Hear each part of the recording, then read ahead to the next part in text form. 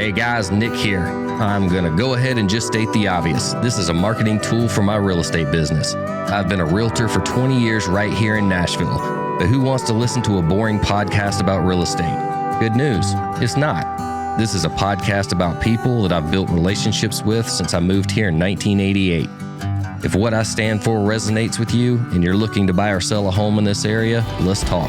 No pressure, just a conversation, kind of like this podcast. This is the 615 Podcast with your host, veteran realtor and entrepreneur, Nick Woodard. All right, guys, welcome back to the 615 Podcast. I know it's been a minute, but been busy. So we're going to start crushing it back out again. So today I have on my nephew. He's technically my nephew, but he was raised as my brother. This is Braxton Bonds. Hello, guys. Thanks for coming, man. Man, I'm excited to be here. All right. So let's get started with a little bit about your backstory. You lived with us. Mm-hmm. So that's how you kind of became a brother, not just a nephew. Yes. So when was it you and your brother Trey came and lived with us? I think it was around 6 or 7 years old. Mom and dad had split and it was too hot for me to play baseball in Arizona. That's where we were living at the time. So I remember mom shipped us over here to Mimi and Pop just so I could play baseball during the summer. And then we kind of just stayed here and lived at y'all's house so we could play. So speaking of baseball, you have the last name, which yes, that does tie to Uncle Barry. Yes. So funny story about that. When you guys were living with us is when Barry Bonds was going through the home run record chase. Mm-hmm. And I actually played club baseball at MTSU. Just, again, I didn't even play in high school. It was just a group of guys got together and we traveled around, played Georgia Tech, Clemson, all those guys, and just got smoked. But I remember the funny joke in our family was, hey, do you guys want to go watch Uncle Nick play this weekend or Uncle Barry play this weekend? That'd be a hard choice. That would be a hard choice. That's awesome.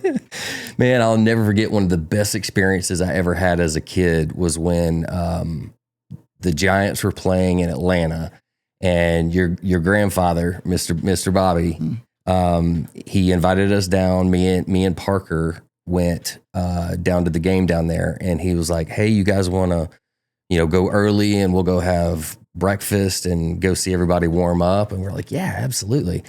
I did not realize how cool it was, but I got picked up in a car from Bobby Bonds Sr. and Dusty Baker. Ooh. And we went and had breakfast together, and then went in the locker room. Of course, Barry was in there.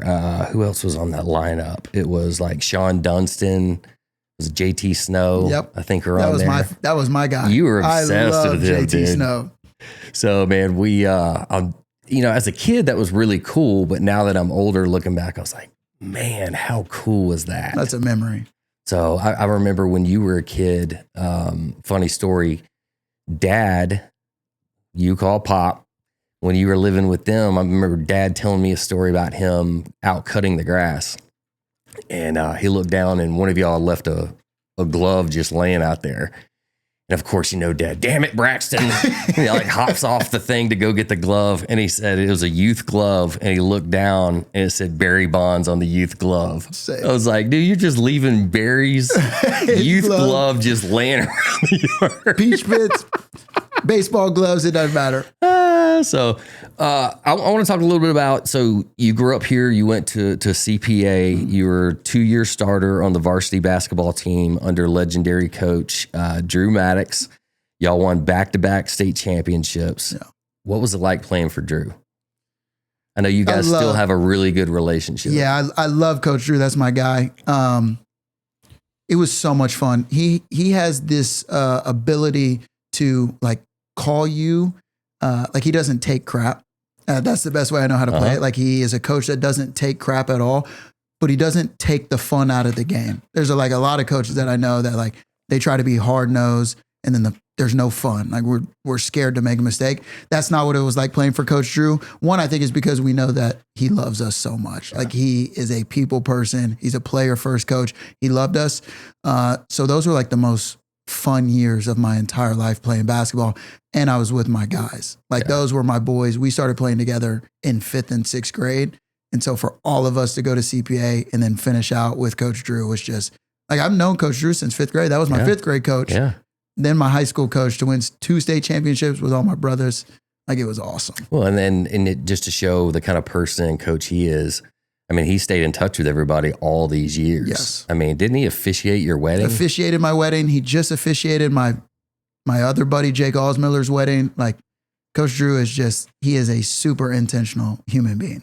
Gifted. So after that, tell us a little bit about you had a college career, kind of jumped around a little while, but we'll kind of pull this all together about, what it developed you to do later on in life. For sure. Yeah, my college experience was not the typical one.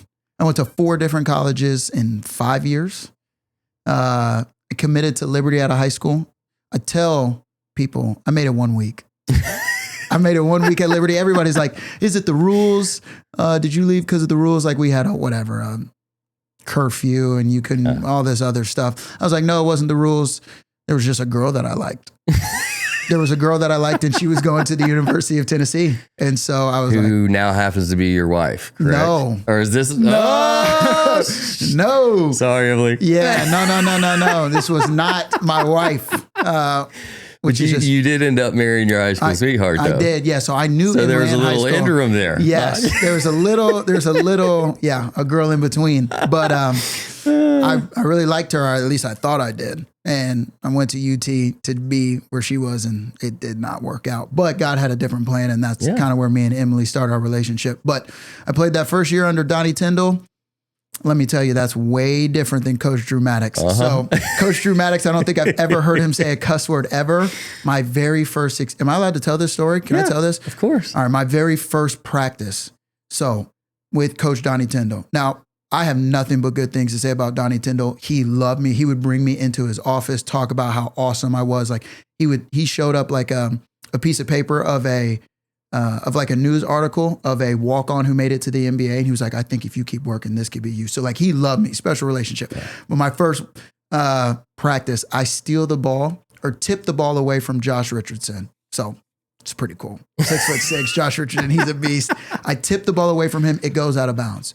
Josh Richardson runs and grabs the ball like it didn't go out of bounds and just goes down there and dunks it. And I'm like, I just stopped playing. The ball gets tipped out of bounds. He walks over there. He's like, you walk on P word. I was like, oh, buddy. Okay. This is what we're going to do. This is big boy ball. This is way different. I just got called an effing walk on P word in my very first college basketball practice. I was like, okay, this is different. I'm going to need a lot more prayer. So yeah, I got stories from UT. We won't get into all that, but I got stories just with my teammates, and it was just fun. It was an experience, eye-opening experience. But then left UT. You got to play with the best of the best, man. Oh my goodness. You got to experience that. And I got to see what my year at Tennessee really showed me how hard you have to work at basketball. So I always thought I worked hard. Yeah. But I'm 6'1" and 160 pounds. These guys are 6'6", 205, can do it all. And they're in the gym 4 times longer than me. Well, I'm 5'9", 200 pounds. Where would I fall in that spectrum? Yeah, you're somewhere. You're close. You're Spud Webb, baby. Yeah. But I was just like, man, these dudes work. I could go into the gym at 3 a.m. in the morning and see Kevin Punter in there working. I was like, oh, bud, you got to step this up. But it did. It lit a fire in me seeing all of those guys. So it was cool. So you went from there. I went to Columbia State, a junior college. Yeah, I remember that. Played under Winston. Which was great for us because you were back close. And we could come watch you play. Yeah, and that's an experience. Say that. Yeah. But it was good for me.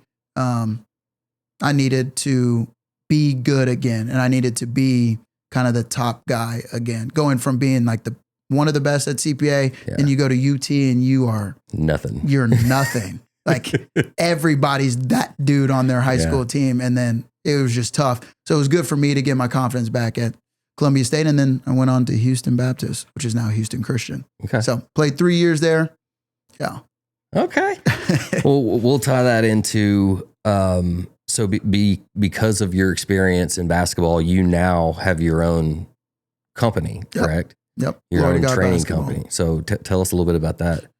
Yeah. So I had a horrible 3 years at Houston Baptist, and not just not basketball related. I mean, it kind of was basketball, but it was just mental. And I fell out of love with the game of basketball. I started putting so much pressure on myself. All my confidence got taken away, whether that was coaching or whether that was just myself. Like I just didn't have fun playing basketball. I mean, as a little fellow, you did put a whole lot of weight on basketball. Was kind of your identity. Yes. And you kind of, when things were good, you were good. When things were bad, it affected you at a mental level. Big time. Yeah. Yeah. It wasn't until probably like 3 years ago where I separated that identity from basketball. But when I got done playing, I still wanted to play. But God just didn't open that door, which was okay. And then funny enough, Coach Drew Maddux, he texts me or calls me. He was like, hey, would you mind training the point guard that we have right now at CPA? Love you, Braden Zapp. He said, he's a poodle and I need him to be a pit bull like you. And I was like, I don't know anything about training basketball, but like I can go try to help this kid out. Started helping this kid out. He was a beast. Like Braden Zapp is a dog. He was so good at basketball. And then that just kind of like started my training career. I started posting him on social media. Then other people started asking to come train. Coach Drew and this woman named Kristen Long literally built my whole business just on word of mouth. Yeah. I don't do any, like, I've never DM'd a kid. I've never asked a kid to come train. It's just all been that. And then my main like goal in training is just, I don't want kids to feel what I felt or to go through what I went through. Like I want them to have fun. I want them to work hard. Like you've been given a gift or a skill. We work hard, but like, this is not your life. Even if you make money playing this game, it's not your life. I just want kids to be confident, have fun, work hard. So that's really why I started. It's kind of very different in today's world compared to even, me growing up, but you being what kind of 10 years after me. Yeah. There's so much focus on performance, and that is affecting. I'm seeing it in the youth culture of, some mental struggles and stuff like that have directly tied to your performance. And that just kind of takes the fun out of it, man. Yep. I see it all the time. I mean, that's probably like the number one thing that I have to, some of my sessions, I don't even do basketball because I'm just having to talk mental with these kids to get them to like understand it is not that big of a deal. But I didn't listen at that time when people would tell me, no, it is the biggest deal. And so, I mean, I think that's where my faith in Christ helps so much to try to like point them to this anchor that, hey, no, this is what you need to build your identity on, not basketball. So for anybody, local here that might be interested in what you do, so tell us a little bit about Glory to God. And, you're basically taking the youth and teaching them kind of God's way of doing things and training them to be better players. Yep. That's exactly it. So I just got a kid who was drafted. He played at UT last year, Chaz Lanier, and I've trained all the way down to first graders who can barely dribble a basketball. But yeah, like my main thing is build relationships with them. So like if I have an hour with them while they're doing basketball, my main goal is to just build a relationship with them so that they trust me. Most of the time what I see is kids don't really trust their parents, which I'm not looking forward to. I hope Kingston and Layla James always trust me. But there's that point. Like I train kids who have dads who played in the NBA. And I'm like, what are you coming to train with me for, boy? Your dad played in the NBA. They're like, he just won't listen to me. But I can get that trust. And then once I can get that trust, now they believe me. They know that I've walked through it. Now they will listen to me when I talk to them about, hey, you do not need to perform. Like you can find your identity in something else other than this game. And I've just seen kids' confidence just go through the roof. And when the confidence goes up, their playing ability goes up and all of everything. The best basketball players are the ones who play free. Like they think it's the most skilled basketball players.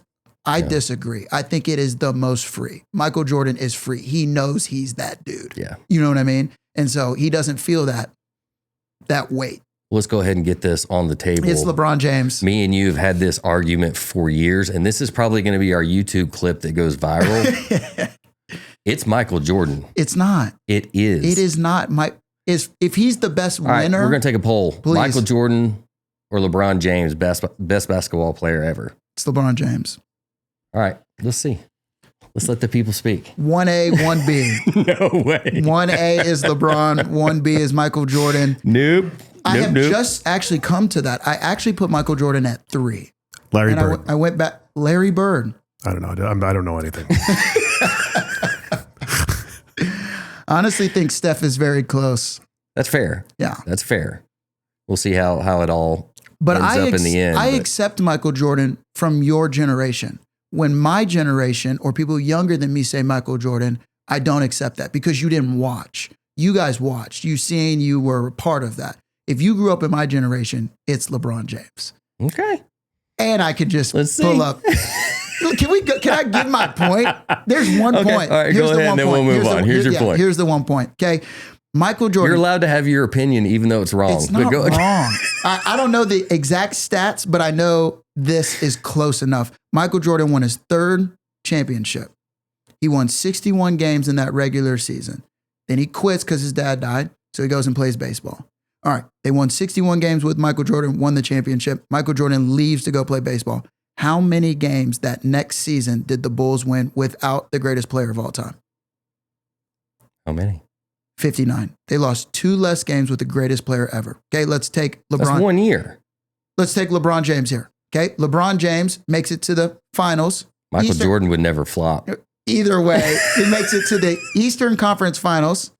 He loses. They won 63 games that year with LeBron.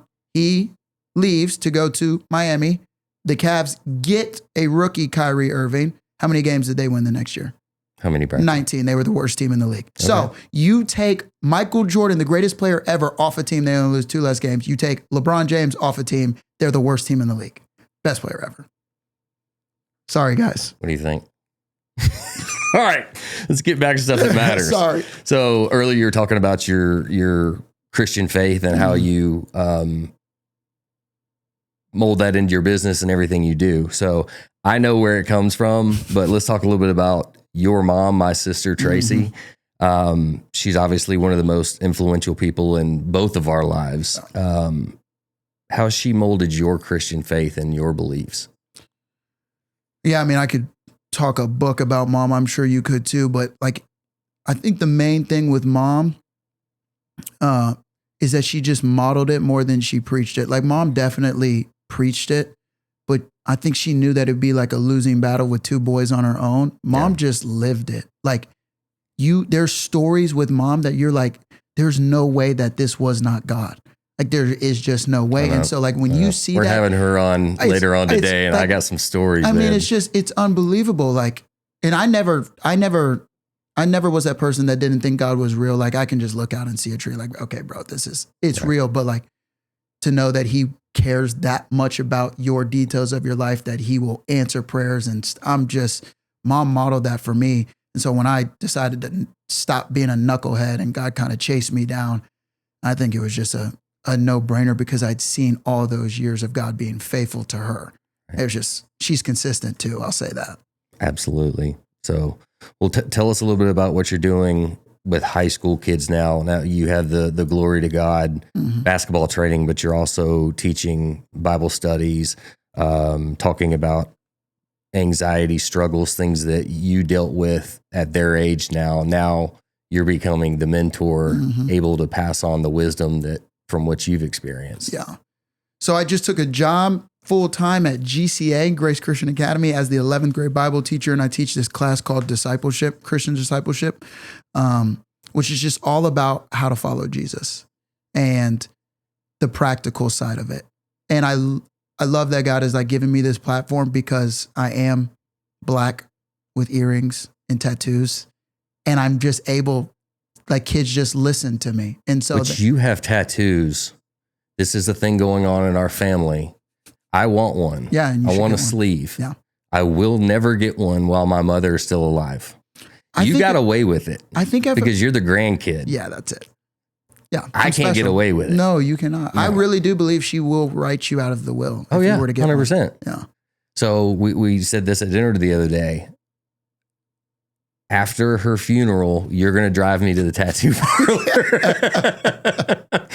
Love you, Mom. Oh, yeah. I'll we wait. love you, Mimi. You're awesome. You're awesome. But yeah, so they listen to me. And so we talk about all of it. And they know that I've walked through it all right. Drugs and dating and drinking and anxiety and depression. I've walked through it. So like I can speak on it and they will listen. And so, yeah, it's just awesome. I love that God's opened up this door for me to speak to the next generation because we need them in their future. So. Right. Well, kind of going back into coaching and training and stuff, I wrote in my notes, I wanted to discuss this, that how was the difference between training now and when we grew up, especially when I grew up, like we didn't have water, bro. Like we didn't have water in the gym. You were on the honor system. Mm-hmm. We never taught nutrition. It was like lift weights and run. That's it. And now, you know, you've got personal trainers, nutrition programs, like recovery elements. You know, I remember when Parker, my younger brother, so I went to Brentwood High School in like 94 to 98, 99, 95 to 99. He's old. Whatever those 4 years are. And I'll never get, Parker was 4 years after me, and I went to a football practice, and I was like, these dudes have a misting tent. Like, this is ridiculous. Yeah. Like, we had nothing. Yeah. And now it's just a whole different breed of athlete. Way different. It's unbelievable. Like, kids at 8 years old have specialized personal trainers. Dude, we had a football coach that would draw the lines on the practice field with diesel fuel while we were playing on the field. You would get tackled and have diesel fuel on your arm in August when it's 105 degrees. Yeah, no, that couldn't fly. These kids are soft now. You have no idea. You probably do because you got kids who are in sports, but I see it on a whole nother level. Soft, but they're being built into these ridiculous athletes. Yeah, they're super skilled. I don't think the IQ is that high, but we won't go in there. But they're skilled. I'll say that. I will say that. All right, man. I ask everybody this. What do you love most about having grown up in Middle Tennessee? Ooh, I like that question. In Middle Tennessee. Wow. I feel like Middle Tennessee for me, I don't know. I think it just helped me have an appreciation for good people. Yeah. You know what I mean? Like Middle Tennessee is a bunch of good people who mean well, who work hard, who kind of, I can't think of a better place to grow up in just because they showed me love. They didn't care what I look like. They didn't care what I act like to a degree, but they held me to a high standard. Well, you're the whitest black dude I've ever known. 100%, right? But like, I've been other places. I'm thankful that and I know that's a lot of our family too, like just how our family, but the area the area you grow up in does affect how your family raises you. But yeah, I'm just super thankful that I had people around me that pushed me towards doing the right things, being the right kind of human, helping other people, not being self-centered. You know what I mean? Like instill good values. So I love that. I always tell people, especially clients and stuff that are asking about the area is, not only do we have the top rated schools, but we also have some of the top rated sports programs. The youth sports programs are insane. So good. Like you won 2 championships. Didn't Trey win a baseball championship? And then Parker won the football state championship at Brentwood High School. I'm the only one in the family that doesn't have a championship. Have a ring. I'm so sorry. Yeah. We went undefeated, which none of y'all ever did. No, I did not. I did not go undefeated. Still, y'all all got the hardware. I don't have it. Yep. So it is what it is, though. Yeah, it's tough. It is what it is. So, man, is there anything you want to share with young men that are battling life right now, just trying to become a good man? Absolutely. Be honest and be vulnerable. So my buddy has this quote that I live by and I love it. He says, you are only as free as you are honest. So if you are struggling with something, anxiety, depression, you must share that with somebody. We struggle when we keep things inside. Yeah. And so like my biggest thing is tell somebody, tell a trusted friend, tell a counselor, tell a therapist, talk to God about it. But like, you've got to get that stuff out. Yep. And don't be afraid to share. That's the longer enemy. you keep it in, the more it compacts and grows and multiplies. Yep. That's it. Get it out. Be honest. Good deal, brother. Yes, sir. Well, man, Braxton, love you. Love you Proud too. of you. We never had any doubt that you were going to be special, man, and you've really shown it to us. So It's awesome. appreciate you joining us. Also, I have to give a shout out to my boy Mark McGuire with Keep It Local. He sent me this hat. So if y'all notice, I'm not wearing the regular 615 hat, but you can find him on Instagram at Keep It Local 615. He's got a lot of cool merch there. So I want to give him a shout out. But love you, buddy. Thanks Love for you too. coming. Thank you. All right.